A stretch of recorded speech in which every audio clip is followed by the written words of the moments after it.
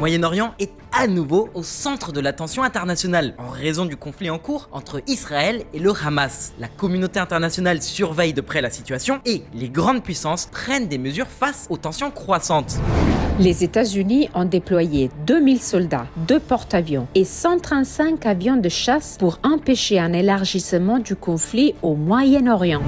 La Chine a stationné jusqu'à 6 navires de guerre au Moyen-Orient en réponse aux tensions croissantes liées à la guerre Israël-Gaza. Le ministre iranien des Affaires étrangères a mis en garde Israël depuis Beyrouth, l'exhortant à cesser les attaques sur Gaza sous peine des gros séismes. Mais depuis le début du conflit, on n'entend pas trop l'un des acteurs les plus influents de la région. Que se passe-t-il avec l'Arabie Saoudite? En fait, le régime saoudien se trouve dans une position particulièrement délicate. Ce conflit est une très mauvaise nouvelle pour ses projets de développement économique et pour ses intérêts géopolitiques et stratégiques. Et puis, si le Hamas gagne, c'est l'Iran qui gagne. Alors par gagner, on entend si le Hamas survit en tant qu'organisation politico-militaire à l'opération israélienne dans la bande de Gaza. En conséquence, de nombreux analystes pensent qu'en fait, l'Arabie Saoudite espère une victoire rapide d'Israël. Sauf qu'elle ne peut pas le dire publiquement, pour des raisons évidentes. D'ailleurs, il y a des indices qui ne trompent pas. Alors ces intérêts économiques qui poussent le régime saoudien à souhaiter la défaite du Hamas, quels sont-ils? D'ailleurs, pourquoi est-ce qu'une victoire du Hamas serait une victoire pour l'Iran? Et quel impact la guerre israélo-palestinienne a-t-elle sur le conflit armé entre les Saoudiens et les rebelles Houthis au Yémen? On va tout expliquer dans cette vidéo. Des négociations en pause. Quelques semaines seulement avant l'attaque du Hamas contre la population civile israélienne du 7 octobre 2023, l'État hébreu et le royaume saoudien étaient sur le point de finaliser un accord de normalisation historique. Un traité de reconnaissance mutuelle promu par l'administration Biden qui marquerait un point d'orgue 3 ans après les célèbres accords d'Abraham qui avaient engagé le processus de normalisation israélo-arabe. De son côté, le royaume saoudien cherche à émuler les retombées économiques et militaires que les Émirats arabes unis récoltent depuis la signature des accords d'Abraham. Alors ces avantages, quels sont-ils? Déjà l'accès au marché israélien et donc aux produits manufacturés en Israël, notamment la high-tech et l'armement. L'Arabie Saoudite souhaite investir dans le renforcement de ses propres capacités défensives, ce qui paradoxalement contribue à la stabilisation de la région. En plus, ça coïncide avec les efforts de l'Arabie Saoudite pour diversifier son économie. À l'heure actuelle, les exportations pétrolières sont encore sa seule et unique source de revenus. C'est donc pour surmonter cette dépendance une fois pour toutes que la grande puissance arabe a lancé une série de méga projets dans le cadre de sa stratégie de modernisation Vision 2030. The Line, la ville surréaliste en construction en Arabie Saoudite. Neom verra les plus grands complexes industriels flottants du monde, Oxagon. La diversification, c'est la meilleure manière de mettre son économie à l'abri. Mais pour y parvenir, les États ont besoin de stabilité.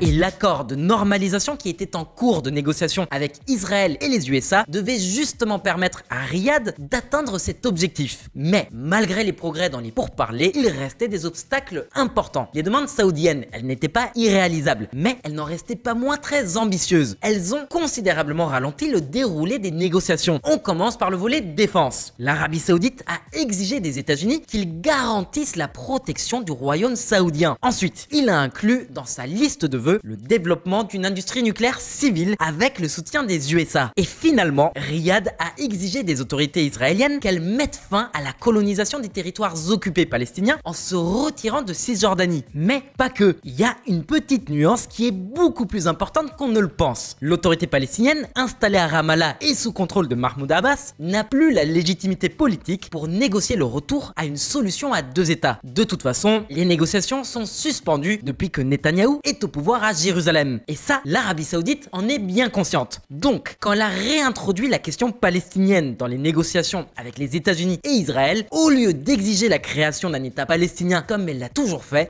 à présent, elle demande la mise en route d'un processus de négociation qui devrait aboutir un jour à la création d'un tel État. En attendant, la Maison-Blanche a obtenu de son côté que Riyad augmente sa production de pétrole brut. En fait, pour Washington, la normalisation israélo-saoudienne n'était qu'un des volet d'un accord plus large, celui de la réédition du pacte de défense états-uno-saoudien. L'autre composante de cet accord, c'était la redéfinition du cap de l'OPEP, dont l'Arabie Saoudite est l'un des membres les plus influents. Bref, malgré les difficultés, les trois parties ont continué de négocier parce qu'il y avait énormément d'enjeux. Les États-Unis espéraient contrebalancer l'influence croissante de la Chine au Moyen-Orient. Israël ferait un pas de géant vers une paix israélo-arabe durable et l'Arabie Saoudite parviendrait à stabiliser la région tout en bénéficiant de la protection des USA et des retombées d'un partenariat économique avec l'État hébreu. Mais l'horreur du 7 octobre gela l'ensemble du processus. L'Arabie Saoudite met en pause les pourparlers des normalisations avec Israël en raison de la guerre en cours avec le Hamas. Pas mal d'analystes pensent d'ailleurs que le Hamas a attaqué Israël précisément dans le but de rompre les négociations entre les trois pays. L'une des raisons pour lesquelles le Hamas a attaqué Israël, c'est parce qu'il savait que j'allais m'asseoir avec les Saoudiens. Parce que les Saoudiens voulaient reconnaître Israël et cela aurait en fait uni le Moyen-Orient. Joe Biden, le 20 octobre 2023. Alors, il parle uniquement du Hamas, mais on ne peut pas écarter le rôle que l'Iran a joué dans cette attaque. En tout état de cause, aujourd'hui, l'Arabie Saoudite fait l'équilibriste et tente de sauver ce qui peut être sauvé. Alors comment est-ce qu'elle s'y prend? On t'explique dans le chapitre suivant. Un éléphant dans un magasin de porcelaine.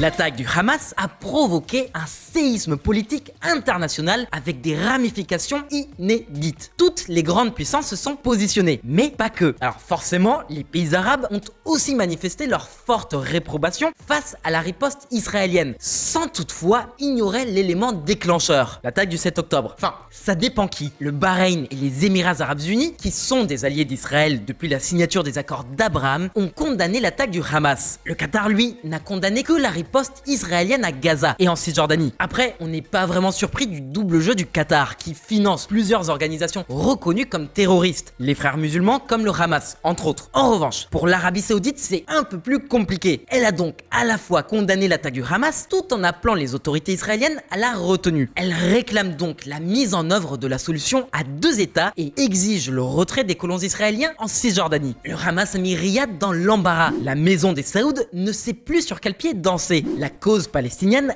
reste très chère aux populations arabo-musulmanes et c'est aussi vrai pour les Saoudiens. N'empêche que la sympathie pour le Hamas au sein de la population saoudienne est au plus bas. Alors qu'en 2014, 48% des Saoudiens avaient une opinion positive du Hamas, cette année, il n'était plus que 10%. Pareil aux Émirats arabes unis, où le soutien populaire au Hamas s'est effondré. À Gaza, c'est compliqué. Le soutien au Hamas a effectivement baissé au profit du Fatah. En revanche, le soutien au djihad islamique palestinien et à la fosse au lion, il est très important. Mais c'est pas l'objet de la vidéo. On en parlera une autre fois. Pour l'instant, on se concentre sur l'Arabie Saoudite. En fait, la baisse de popularité du Hamas aux yeux de l'opinion publique saoudienne n'est pas vraiment surprenante.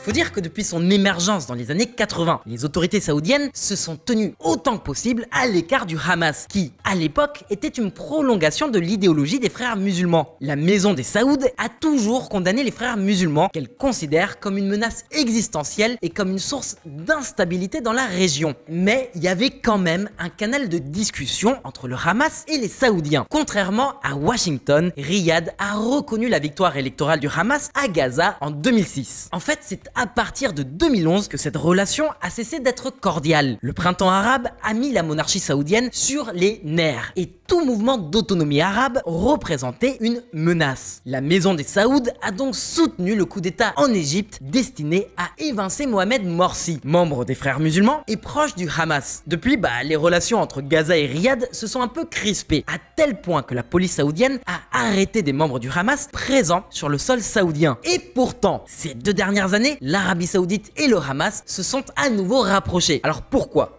Riyad savait que pour signer un accord de normalisation avec Israël, il fallait trouver une solution à la question palestinienne. Or, les tensions avec le Hamas constituaient un obstacle majeur. C'est pour cette raison que le régime saoudien a libéré des prisonniers du Hamas et a autorisé ses dirigeants exilés au Qatar à effectuer le Hajj, le pèlerinage à la Mecque. Mais malgré les efforts saoudiens, ils n'ont pas réussi à désamorcer l'engrenage engrenage mortifère entre l'État hébreu et l'organisation terroriste palestinienne. Et tout ça, c'est à cause d'un autre acteur régional.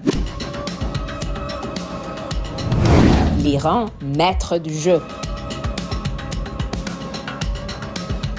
Les relations entre l'Arabie Saoudite et le Qatar ont toujours été compliquées et c'est encore plus vrai depuis l'arrivée au pouvoir à Doha de l'émir Al Thani en 95. Et cette inimitié, on a eu l'occasion d'y assister sur plusieurs fronts différents. De la couverture médiatique par la chaîne qatari Al Jazeera du printemps arabe, que Riyad a trouvé trop complaisante, au financement par Doha d'organisations terroristes présentes et actives dans la région. À tel point qu'entre 2017 et 2021, l'Arabie Saoudite, le Bahreïn, les Émirats Arabes Unis et la Jordanie ont imposé un blocus au Qatar auquel Doha a réussi à résister. Le blocus s'est soldé par un échec. Aujourd'hui, les tensions sont à nouveau à un point culminant, d'autant plus que le Qatar est l'un des principaux soutiens financiers du Hamas. Non seulement le Qatar finance le Hamas, mais en plus il abrite ses plus hauts responsables politiques. Ismaël Haniyeh, Khaled Mesral, ils sont tous en sécurité dans des penthouses ou des villas à Doha, ou étaient, parce que depuis, les autorités israéliennes ont déclenché l'opération Nili. Opération Nili, quand les espions israéliens partent à la chasse aux commandos du Hamas. Les médias israéliens assurent qu'une unité spéciale d'agents du Shin Bet et du Mossad, baptisée Nili, a été créée pour traquer et éliminer les membres du Hamas, responsables de l'attaque du 7 octobre. Une opération qui n'est pas sans rappeler celle du 1972 contre les Palestiniens du groupe Septembre Noir, mais avec des différences notables. Doha n'a jusqu'à présent toujours pas condamné l'attaque terroriste du Hamas, ce qui renforce les suspicions concernant les intérêts du Qatar qui tient à la survie de l'organisation terroriste palestinienne. En revanche, face à l'ampleur du choc, les autorités qataries n'ont pas été trop provocatrices. Faut pas oublier que les États-Unis ont une énorme base militaire dans le pays. D'ailleurs, les autorités qataries ont aussi reconnu qu'elles ne pourraient plus garantir la sécurité du bureau politique du Hamas, à qui elles suggèrent de s'exiler ailleurs. Pourquoi pas en Algérie? Des dirigeants du Hamas auraient quitté le Qatar. Leur sécurité n'était plus assurée. Des sources indiquent que la plupart de ces responsables se sont envolés pour l'Algérie, pays qui entretient des relations privilégiées avec le groupe terroriste. En revanche, le Qatar n'est pas la principale préoccupation de l'Arabie Saoudite, c'est l'Iran. Certains espéraient que l'accord de normalisation entre l'Iran et l'Arabie Saoudite allait stabiliser la région. Le deal négocié par la Chine bouleverse la diplomatie au Moyen-Orient et met à l'épreuve les États-Unis. L'accord négocié à Beijing pour rétablir les relations entre l'Arabie Saoudite et l'Iran a au moins marqué une réorganisation temporaire des alliances et des rivalités habituelles, laissant Washington sur la touche. Sauf qu'en vrai, l'Iran et l'Arabie Saoudite restent des rivaux systémiques. Les deux pays veulent tous les deux dominer le Moyen-Orient. Et il y en a un de trop. Or, Téhéran a un énorme avantage sur Riyad. La capitale iranienne contrôle des organisations paramilitaires un peu partout dans la région, alors que l'Arabie Saoudite, elle ne peut que compter sur son armée régulière. Dans cette vidéo, on t'avait parlé du puissant Hezbollah libanais, un allié non étatique de l'Iran, qui menace la frontière nord de l'État hébreu, mais qui domine aussi la scène politique intérieure du Liban. Et en plus des financements du Qatar, le Hamas a aussi été armé et financé par l'Iran, en direct ou via le Hezbollah. Et à part le Hezbollah et le Hamas, la révolution islamique iranienne a aussi un autre grand allié non étatique dans la région, les rebelles Houthis au Yémen. Ça fait quelques semaines qu'on en entend parler, donc il est temps de vous donner des détails sur les Houthis.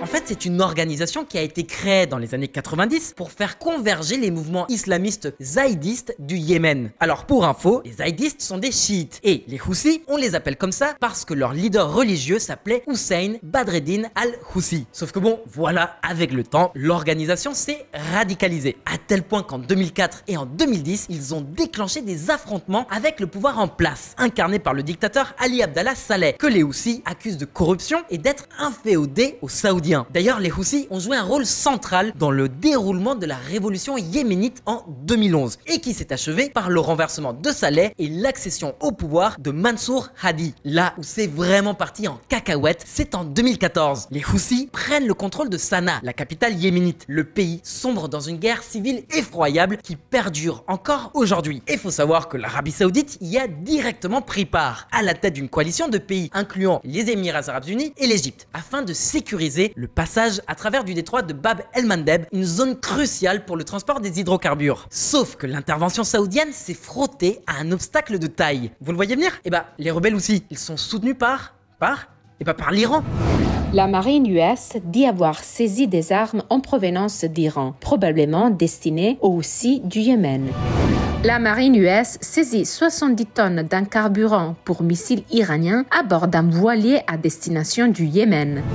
L'armée US annonce la saisie dans le golfe d'Oman d'une énorme cargaison d'armes iraniennes destinées aux rebelles du Yémen. L'Arabie Saoudite et les Houthis sont en guerre depuis 2015. Le conflit a fait plus de 400 000 morts et, comme vous pouvez vous en douter, ce sont essentiellement des civils. Aujourd'hui, 80% de la population yéménite est confrontée à une gravissime crise humanitaire. Bon, actuellement, les affrontements ont un peu baissé en intensité depuis l'obtention d'un cessez-le-feu temporaire qui a déjà été prolongé à plusieurs reprises. Sauf que le conflit armé entre Israël et le Hamas menace de tout faire capoter. L'Iran utilise les proxys aussi pour intensifier les combats contre Israël. La milice soutenue par l'Iran au Yémen a lancé des attaques des drones et des missiles contre des cibles israéliennes et états-uniennes. Des responsables US craignent que le groupe n'aille trop loin et provoque une guerre plus large. La milice aussi menace de bloquer tous les navires se dirigeant vers Israël. Si l'étincelle des Houthis rallume le conflit armé au Yémen, l'Arabie Saoudite sera à nouveau contrainte d'intervenir. Surtout qu'en cas de victoire Houthi, on risque de voir d'autres soulèvements chiites dans la région du Moyen-Orient. Et ce, même en Arabie Saoudite. Oui, parce que ce qui fait peur à Riyad, c'est que dans ses principales zones productrices de pétrole, il y a un très fort ancrage de la communauté chiite. Et puis, il y a un risque de riposte israélienne, ce qui placerait les autorités saoudiennes entre l'enclume et le marteau. Israël prêt à agir contre les rebelles aussi si la communauté internationale échoue, déclarent les conseillers à la sécurité nationale. Actuellement, la crise est en pleine escalade. On ignore encore quelles en seront les conséquences. Attaque des Houthis en mer Rouge. Les États-Unis annoncent une coalition. La France y participe. Le chef du Pentagone a annoncé lundi soir avoir formé une coalition de 10 pays en réponse aux attaques des Houthis en mer Rouge contre des navires que ces rebelles yéménites considèrent comme liés à Israël. La France, le Royaume-Uni et le Bahreïn en font notamment partie. Surtout qu'en plus, l'implication iranienne n'est plus un mystère pour personne.